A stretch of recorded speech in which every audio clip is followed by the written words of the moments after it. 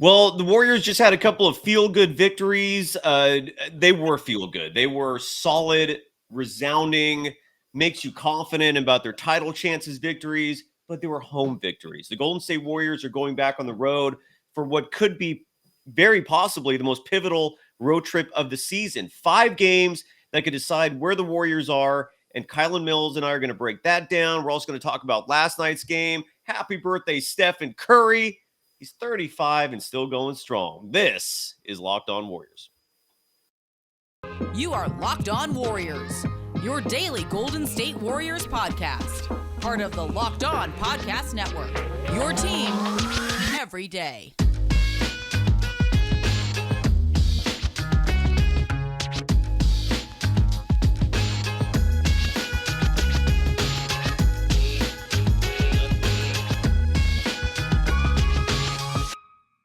Thank you for making Locked On Warriors your first listen every day. We're free and available wherever you get podcasts. Today's episode is brought to you by Ibotta. Ibotta gives you cash back on hundreds of grocery items from produce, personal care, pantry goods.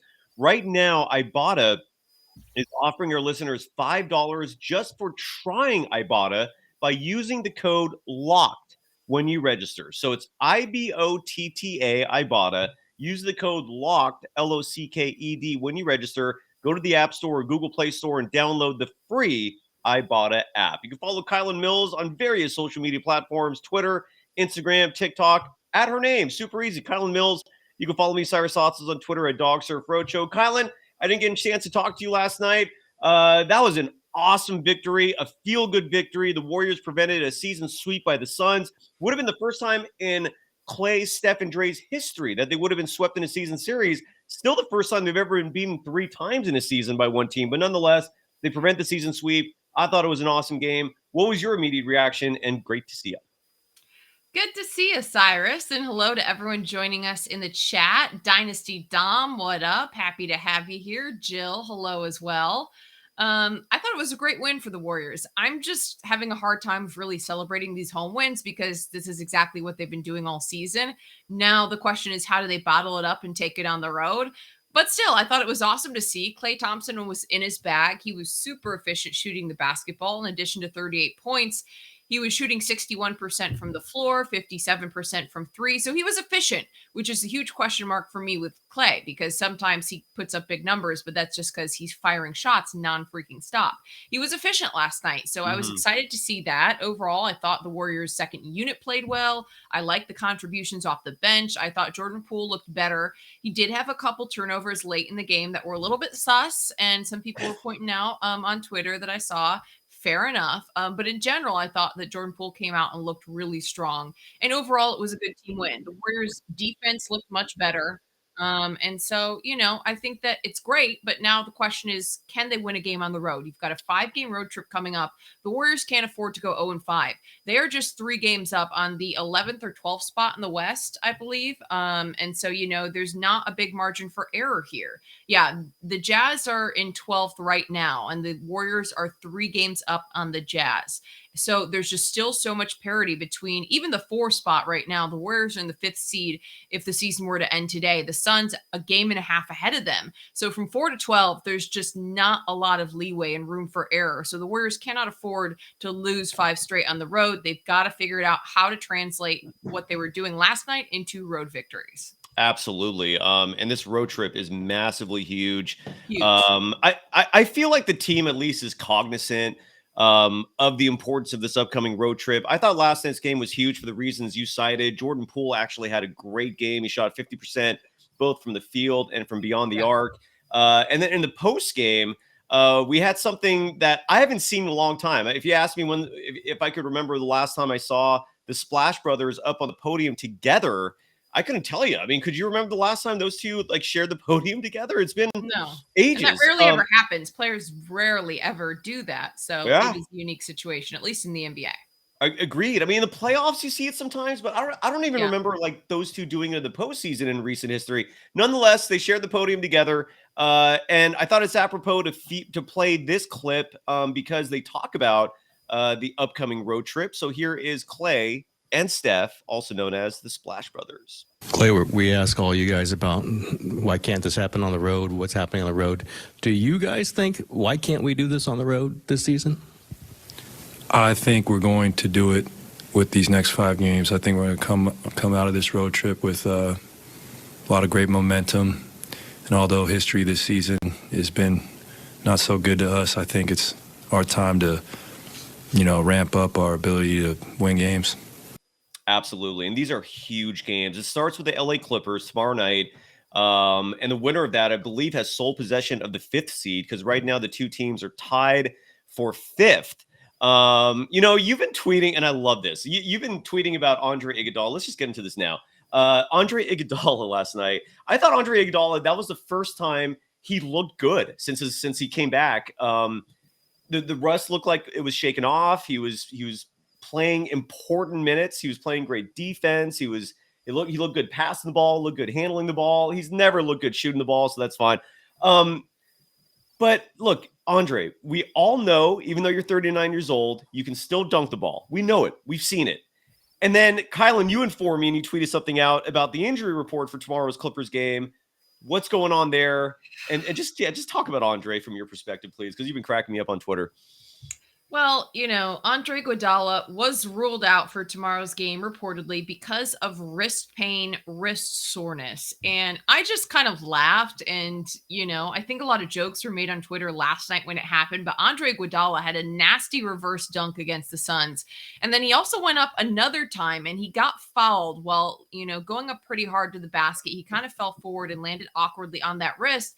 And now he's ruled out tomorrow. So I joked on Twitter, we've got to get a dunking ban in place with the Golden State Warriors for Andre Iguodala, because at this point we need the guy healthy. And I'm still convinced that dunk back in January is what led him to be out for a couple months following that. So a little bit tongue in cheek, but Andre Iguodala, we need you healthy. The Warriors need you healthy. And I don't think that dunking is necessarily helping his cause. And also I want to mention that I think Andre has had nice contributions in his bench minutes in these last couple games.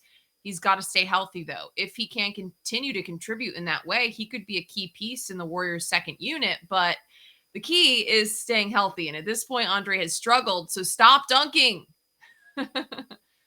Yeah, man, stop dunking. We get it. You're in an incredible shape for a 39-year-old. There is no reason to do what you're doing out there, because the fact of the matter is you're old, dude. You're an old player, and you need to stop doing that. Oh, my neck, my back, my neck and my back. Oh. Yeah, every time. And Kylen, you tweet this out every time. There was one exception. He did do a dunk the previous game and came out of that unscathed. But every time he does something that looks, extraneous, we're all holding our breaths, because it's like, oh boy, did he get hurt this time? And then last night, sure enough. Now the good news is it's a wrist injury. Is that correct? He fell awkwardly and sprained a wrist or hurt a wrist. That's something like that. Yep. Jesus. Yeah. So now the good news is, even though Andre Iguodala is going to be out, Jonathan Kuminga, when we saw that ankle roll a week or so ago, that looked nasty. Like his ankle was perpendicular to his leg, or his foot was. That's how much it bent. And incredibly, he's now listed as probable for tomorrow's game. That's huge. I mean, the Warriors are going to need size for that game. That Clippers game is just going to be big because, again, the winner of that holds on to the 5th seed. And this is also going to be interesting, I think, in terms of seeing where the Clippers and Warriors stand against each other. The Clippers scare me the most when it comes to the postseason, just because Kawhi Leonard's one of the very few players that can stand up to the Warriors, that can actually beat the Warriors. He's proven it. He's a champion. What are your thoughts? Let's start breaking down that Clippers game. What are your thoughts on the Warriors and Clippers? Do you think it's as important as I think it's going to be? Do you think it's just another game? Your thoughts on the Warriors and Clippers tomorrow night?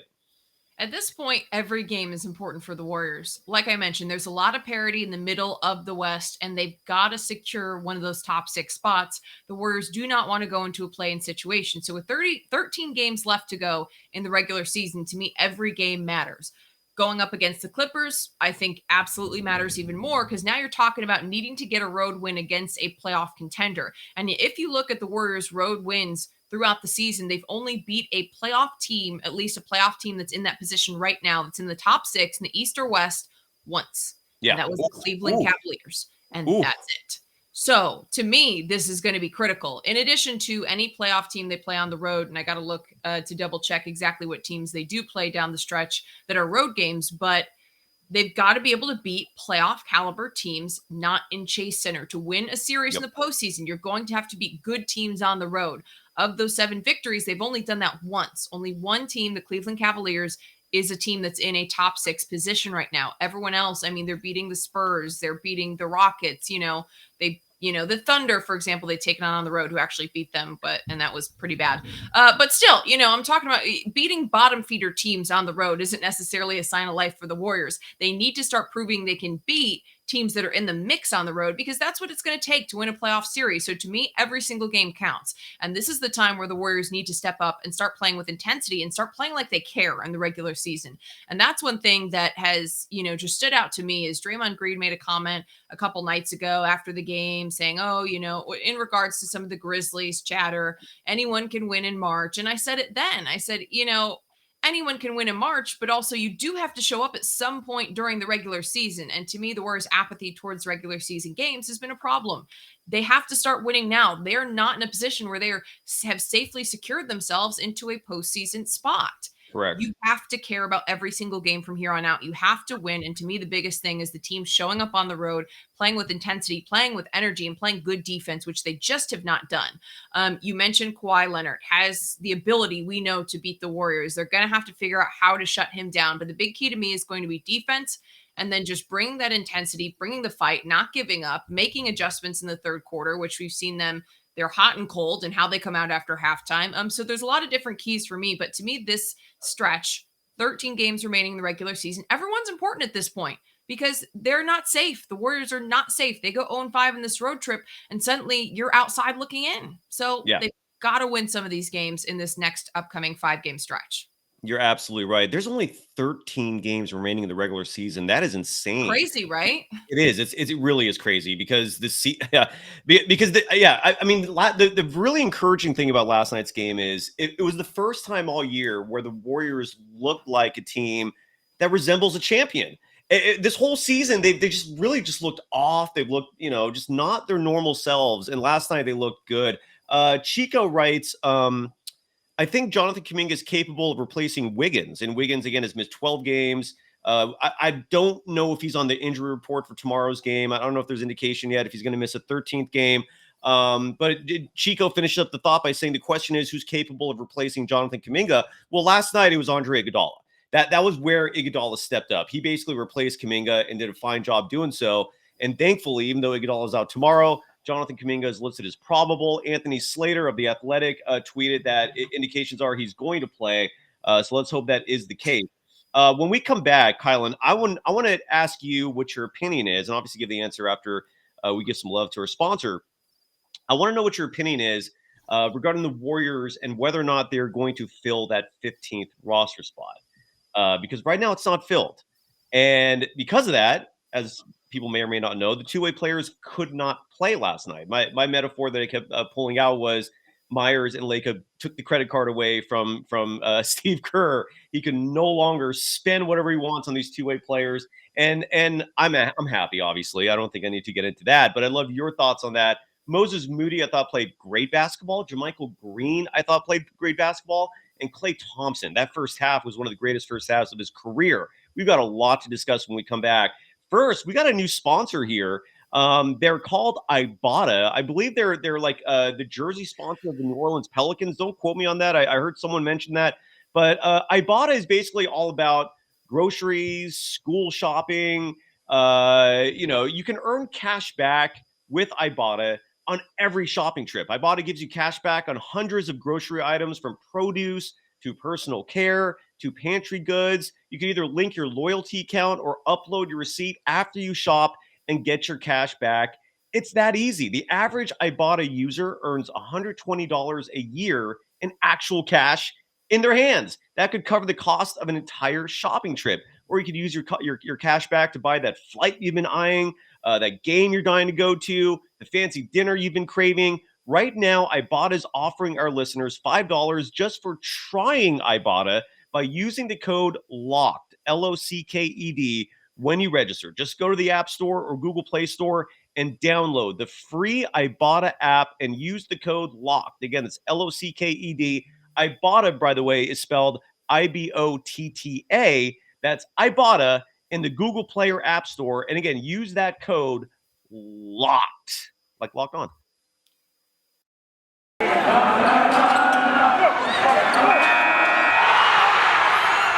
You are Locked On Warriors, your daily Golden State Warriors podcast. Part of the Locked On Podcast Network, your team every day.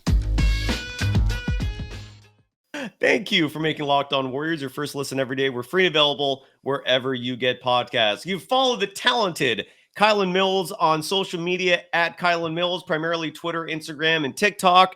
Kylen, I was ecstatic. That might have been the first game all season where I watched without cringing. I hate how negative I've become, but again, I am biased. I want the Warriors to win a world championship. That is my agenda when I criticize a team for certain decisions.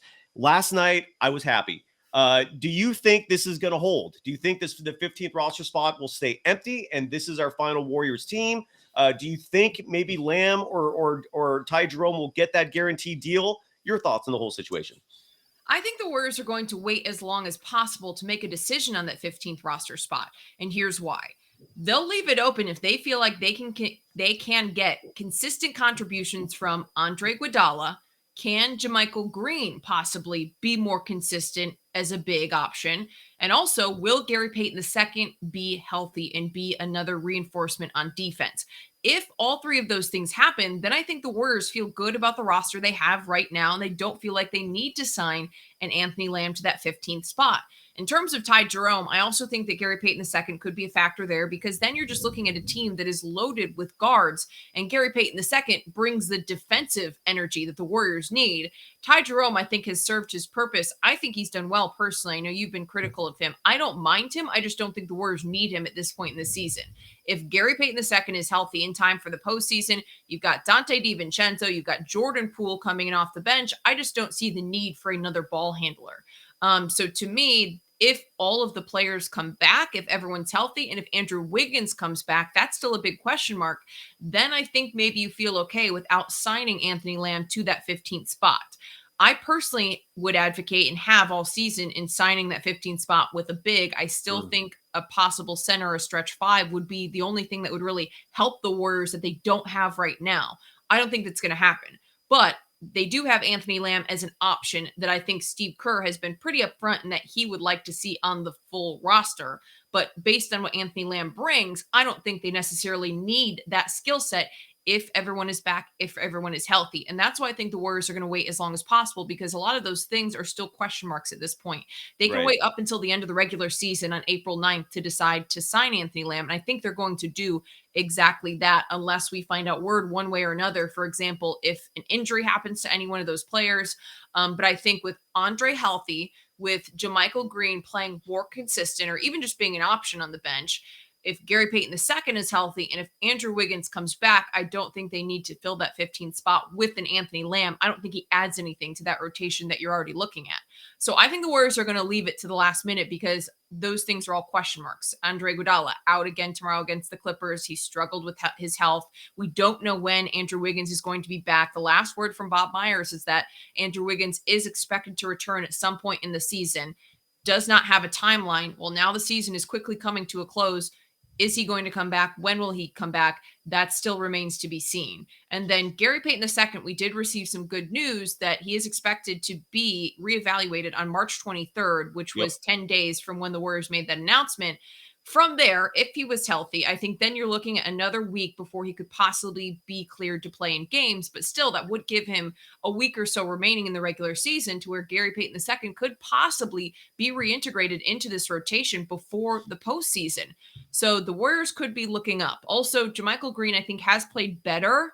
And I think he's a player that the Warriors are still maybe on the fence about. Could he be a lower rotation option as a big in certain situations?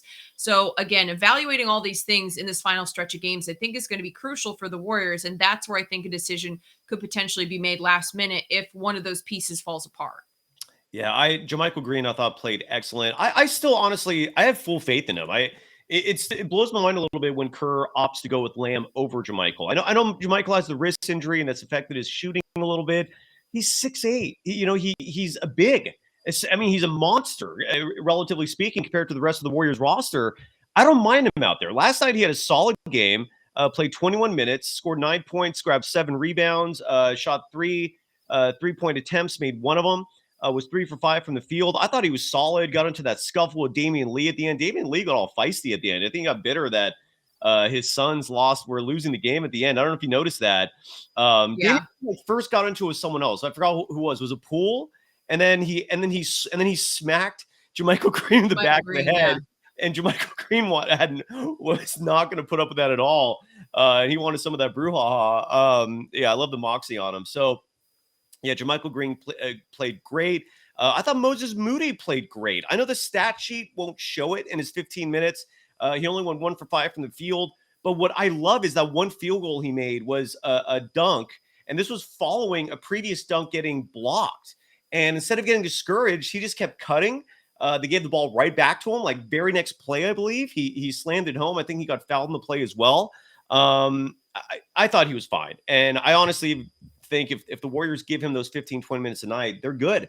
I don't know. You agree? What do you think about Moses Moody last night? I liked Moses Moody. I thought he had nice contributions. I actually thought he played pretty well on defense. There were a couple of defensive possessions, and I can't remember who he was on in a couple of those. It all starts to blend together, but where he did a good job of just staying on someone's hip, contesting the shot, moving his feet a little bit better, which has been something that people I think have been fairly critical of. But I just wish a couple more shots would fall for Moses Moody because when he's not shooting well, and it becomes harder to make a case for him to be on the floor when he's just shooting so poorly, which he struggled with. And I think that's another part of the confidence piece. But all the aspects around the game besides the shooting, I thought looked good. I still don't know that I see him being a key rotation piece when it comes to the postseason, but I would be all for him getting increased minutes in the regular season and seeing how he does. He's a player that I would like to see more of to be able to make a better evaluation, and who you and I have both talked about. Maybe he needs a little bit more leeway to see if he can work through mistakes and gain some confidence. I will say Moody tore it up, and I don't have the stats in front of me, but he tore it up when he got that run in the G League. I don't know if you know those off the top of your head, Cyrus, but I think that's a great sign and a telling sign. And, if he gets that confidence up, I'm not opposed to him getting some more run. I would like to see just if he did get more minutes, how he can perform in the regular season, if he can get any consistency. I also want to mention on JaMychal Green, he's been shooting much better. His numbers after really having a rough stretch, especially from beyond the arc, are pretty well up. He's shooting 53, 38, and almost 75 in terms of his shooting splits. And those are great splits for a big. I mean, if you're talking about a big who can shoot 38% from beyond the arc, that's a stretch big right there. That's someone who can spread the floor. And like I said, I feel like he's had some rough patches, but he's actually shooting 50% in his last 10, I think. So his numbers are on the way up. And I think that is a good sign heading into the postseason for the Warriors, that JMG could possibly be a piece that does contribute if he continues playing this way.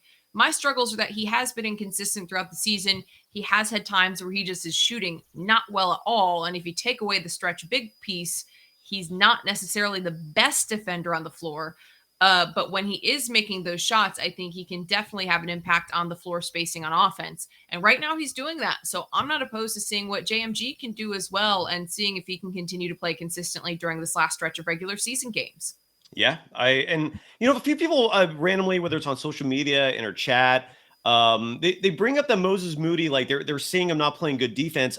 I don't see that. I don't know where that's coming from. Every time I watch him play D, he's not playing OAD. Like, he's not a traffic code. He's doing a perfectly fine job staying in front of the opposition. If for the folks who complain about that, tag me in a tweet and get the video clip. Like, show me that actually happening, because every time I watch Moody play, I think he's doing fine defensively. And he actually was guarding, I don't know if he got switched up on Aiden, or it was a bigger player last night. And he even did a good job there defensively. He's got the 7'1" wingspan. He is shooting 33% from three. That's not bad. So it's not like he's a horrible shooter. He's at 33% is the Mendoza line. You shoot above that, you're good. So I hope he gets more run. I hope last night was the beginning of things to come, but I can't get my hopes up on that given the way Kerr has treated him. When we come back, We're going to finish up with talking about Jordan Poole. The baddies were in the house, which is really remarkable that that's a thing, right? Like that individual, whoever she is, she was back in the arena last night. And whether it's a coincidence or not, Jordan Poole was shooting lights out. He was playing solid ball. There's obviously more than just the baddies for Poole success. Got to mention Clay as well when we come back and finish up the talk on the rest of the road trip. First, got to give some love to FanDuel, the official sports book of Locked On. Let me get our overlay right here. There you are. So, look, the midway point of the NBA season is sort of here. If you count the postseason, you can say that. And now is the perfect time to download FanDuel, America's #1 sports book, because new customers get a no-sweat first bet up to $1,000. That's bonus bets back if your first bet doesn't win. All you got to do is download the FanDuel Sportsbook app. It's safe, secure, and super easy to use. I've been telling people for about a month now, the Warriors' odds to repeat as world champions is astronomically low. And I mean that from a betting perspective, meaning you're going to get great odds if you bet on them to win a championship. That's not going to last, folks. So head over to Sportsbook and at a minimum, drop some money down on the Warriors to win the title, because last time I checked, I think it was plus 1,300. Those are phenomenal odds for a dynasty that on average has won a title every other year over the last 8 years. Those are insane odds. I would take those if I were you. Just my opinion on the matter. If FanDuel was legal in California, I would have made that bet yesterday. Plus, FanDuel even lets you combine your bets. So don't miss the chance to get your no-sweat first bet up to $1,000 in bonus bets when you go to FanDuel.com/lockedon. That's FanDuel.com/lockedon to learn more. Make every moment more with FanDuel, an official sports betting partner of the NBA.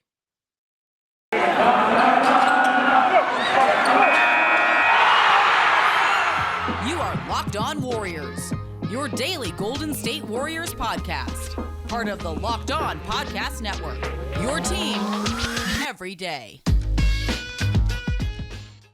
Thank you for making Locked On Warriors your first listen every day. We're free and available wherever you get podcasts. You can follow Kylen Mills on Twitter, Instagram, TikTok at Kylen Mills. You can follow this show on Twitter at Locked On Dubs. I want to play a soundbite from Steve Kerr following last night's game where he was talking about Klay Thompson, who had a monster first half, 33 points, 8 threes. He had a quiet second half. I mean, when that happened, I was wondering if he was going to have another 60-point night. A little cooler in the second half, but still, that first half was unbelievable. Led all scorers in the game with 38. Here is Steve Kerr talking about Klay's performance. You mentioned being 0-3 against Phoenix. A couple of those losses there, Klay in particular, showed a lot of frustration. I think it was the first time he's ever been ejected. Did you feel, him being extra fired up for the Booker matchup, for the Phoenix matchup tonight in that first quarter? I just think Klay's been in such a great place now for a while, for several months. The two early Phoenix losses, he really struggled and showed a lot of frustration. So I know it felt good for him to have that huge first half, regardless of who we were playing. But as I said, this is a division rival and a team that's beaten us 3 straight. So we knew how big a game it was, and Klay knew how big it was, and he came out and set the tone. Klay was phenomenal. I don't really know what we can add about that. The Poole situation, people are still like sour on him. Some media outlets are posting some clickbaity pieces of content talking about maybe trading Poole. I recommend slowing down that role in terms of that talk. He was just a year ago, not even a year ago, this 23-year-old was the 6th man on a world championship team. He's averaging over 20 points a game. His assist numbers are up. And in fact, Rick Barry, Hall of Famer Rick Barry, and I just did a show a couple days ago, and Rick nailed down exactly the reason why Poole's shots and his shooting percentage is worse this year. I'm going to play that snippet, I think, on the next episode of Locked On. So consider that a tease. But what is your thoughts on Poole? He had a great game last night. Shot 50% from both the field and from beyond the arc. The baddies were in the house. I thought he was even playing great defense. He looked controlled.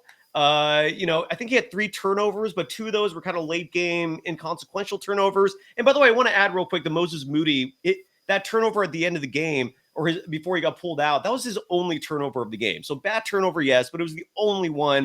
I'm going to give him a pass on that. But your thoughts on Jordan Poole? He looked great last night. Can the Warriors count on him? Your thoughts, Kylen? I thought Jordan Poole did look great. I think the Warriors can count on him. I just don't know that I still like the ball in his hands in late game situations. Last night, you mentioned inconsequential. The Warriors did have a lead, but that 10 to 12 point lead did not feel safe at any point. And there was a string where the Warriors just had made some dumb decisions, and Jordan Poole was a part of that.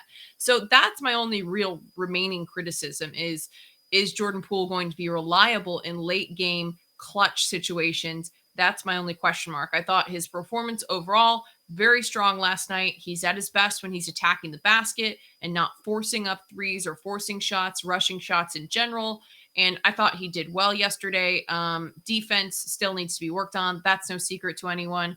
And then to me, it's just, and then another thing I think is positive that is worth mentioning is that he put up the numbers he did off the bench. And that's been a big problem throughout the season is that Jordan Poole in the starting lineup and Jordan Poole off the bench have been like two different players. So I thought it was very encouraging that he performed the way he did when coming in off the bench, because that's something that has been a factor in the way he plays and his output and his numbers.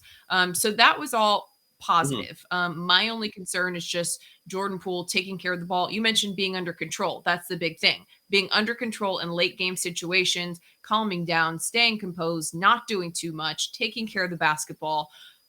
Executing those things late game is going to be critical for Jordan Poole, and he's got to start doing those things well now ahead of a postseason where potentially the Warriors would be looking to him to put in critical late game fourth quarter minutes. Yeah, I'm with, and I have faith in Poole. I'm not anywhere near the point where we should talk about trading him, and not to mention at this point, I don't know what you'd get back for him. In all honesty, his contract is borderline abysmal.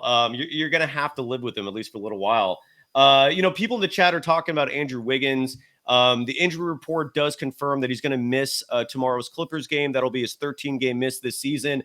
I mentioned this on yesterday's show, Kylen. I've heard, and again, don't use this as a statement of fact, but I've heard from a trustworthy inside source that whatever is going on with Wiggins, it's not him personally.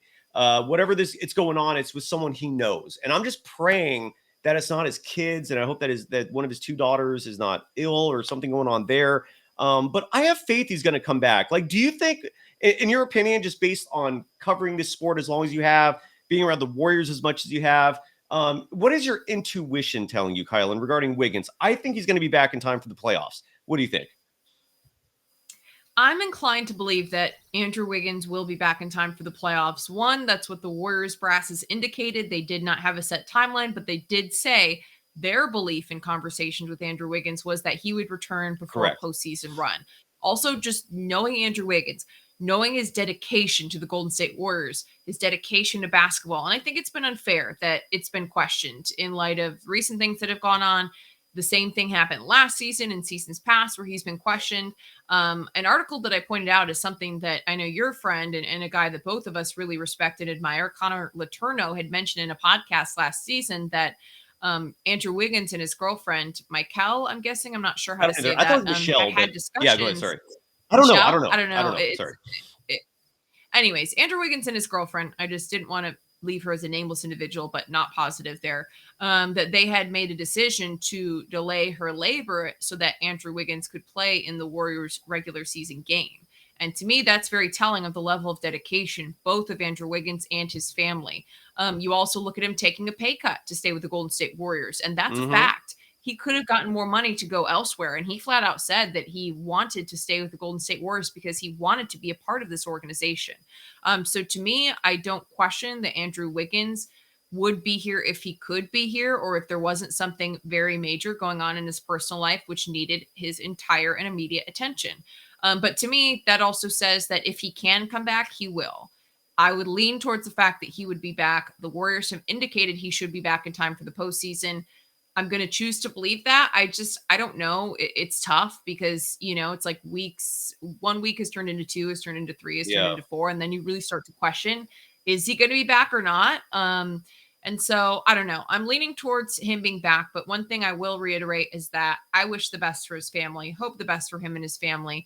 I don't think some of the criticism is fair that I've seen on Twitter and social media outlets. Like I said, I think the guy is clearly dedicated to basketball, to the Warriors organization. Whatever he's going through is something that is obviously requiring his full attention, and, just wish him the best, what's criticism? please. I don't, what are people saying? I haven't really seen much in terms of criticism. Oh yeah, go get it. I tweeted about it yesterday, but if you just like search on Twitter, anyone who's tweeted, media who's tweeted anything Wiggins related, like there are people in the comments that are just saying that he's, maybe not dedicated to the organization. He should be required to come back because he's making a lot of money. He's on a contract. He's not getting paid to sit around and do nothing. Just if you go on Twitter, you'll just see that kind of rhetoric. So I mean, it's his I don't know. employer is the Warriors. We're not his employer, so he doesn't owe Right. us a damn thing. If his employer, the Warriors, are okay with this, that's case closed. I can understand the frustration of some people not knowing the why of it. I get that, but still, you have no right to criticize him. This is his life. The Warriors are his employer, and if the Warriors are cool with this, that's I don't know what else you could really argue about, right? I mean, Right. Yeah. No, his employer has given him the yeah, leeway to take as much time as he needs. And ultimately, that's the decision of the organization. So people are mad saying, oh, he's not making money to, do nothing. Well, the Warriors have decided they're going to allow that. And I also think that that's a part of the Warriors culture that makes players want to play for Golden State. Is the fact that they do great call. value family Great with the call. Golden State Warriors. They do value people's personal lives and work-life balance and things of that nature that you just don't always see in sports organizations, in businesses, in companies across the board when it comes to your career. And the Warriors have been very intentional and front-facing in that they're trying to cultivate that certain culture. And I've heard it from all the Warriors players when talking about why Golden State is that it is a family-like atmosphere and also a team that values family, period.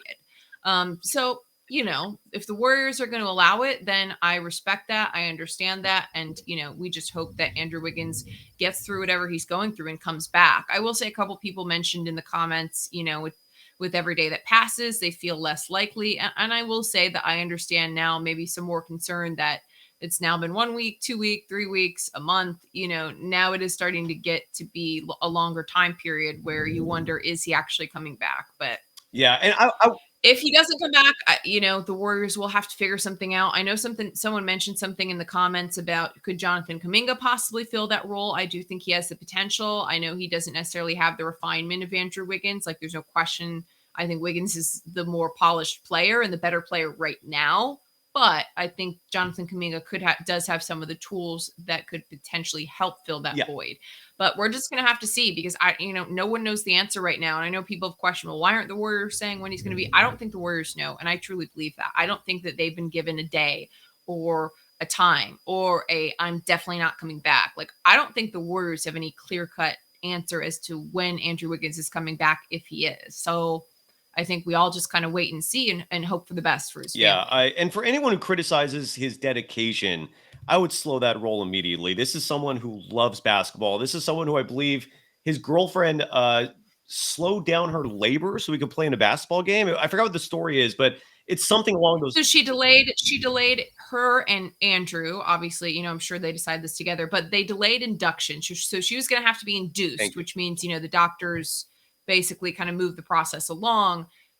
You typically schedule that ahead of time, a couple of days ahead, a week ahead. Maybe you're there and they decide, hey, we're going to induce you now because labor's been, whatever the situation may be. But they decided on a day specifically that was a non-game day and to push it back a little bit so that Andrew could play in a regular season game. So I'm just saying, you're talking about a big life moment, a big life decision, and the fact that they would even be willing to have the discussion about basketball. And all of this was according to Connor Letourneau, who had first reported this. But the fact that they would even be factoring in a Warriors regular season game, I mean, to me, that tells the story of how dedicated not just Andrew Wiggins is, but his Absolutely. family. And Gary Payton II, as you mentioned a few moments ago, in 9 days, we'll get another update, another reevaluation. But the Warriors say his progress is looking good and he might come back soon. I would agree that Jonathan Kuminga is a solid short-term replacement for Andrew Wiggins. I don't think they're winning a championship if Wiggins doesn't come back. And on a final note, as the Warriors embark on this 5-game road trip, I think they did find a starting lineup that is ideal, at least until Wiggins comes back. And all they've done basically is just swap Wiggins for DiVincenzo. That starting five is a net rating of 24.2. That was entering yesterday's game. And net rating, again, that 24.2 means for every 100 possessions, they're outscoring their opponents by 24.2 points. A net rating of 24.2 for a 5-member unit is phenomenal. So they have a starting lineup. I would not tinker with that, and hope they continue on. And we'll be back at it tomorrow after the game. That's a huge one. Warriors, Clippers. Happy birthday, Steph and Curry. Kylen, always a pleasure. Thank you, everyone. And yeah, we'll be back soon. Bye, everyone. Bye-bye. Later. Peace out.